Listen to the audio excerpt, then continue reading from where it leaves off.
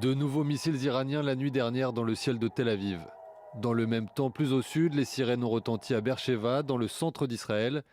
Et cette fois, elles étaient causées par le tir d'un missile depuis le Yémen, que l'armée israélienne a annoncé avoir détecté puis intercepté. Dans la matinée, les Houthis yéménites au pouvoir à Sanaa confirment ce tir. Nos forces armées, avec l'aide de Dieu Tout-Puissant, ont mené leur première opération militaire en lançant une salve de missiles balistiques qui ont visé des cibles militaires sensibles de l'ennemi israélien dans le sud de la Palestine occupée.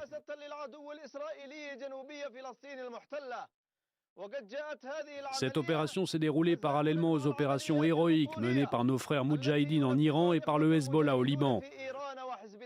Le même porte-parole affirmait la veille que les Houthis avaient le doigt sur la gâchette et qu'ils frapperaient si d'autres pays venaient prêter main forte aux États-Unis et à Israël dans la guerre contre l'Iran ou que des opérations étaient menées depuis la mer Rouge. Ces alliés historiques de Téhéran auront donc attendu un mois pour entrer dans le conflit. Un belligérant supplémentaire qui pourrait aggraver encore un peu plus la situation régionale et mondiale, car au-delà de leurs forces de frappe balistiques relativement limitées, les Houthis disposent surtout d'une capacité de nuisance au niveau maritime. Ils pourraient perturber, voire bloquer le détroit de Bab el-Mandeb, reliant la mer Rouge au golfe d'Aden.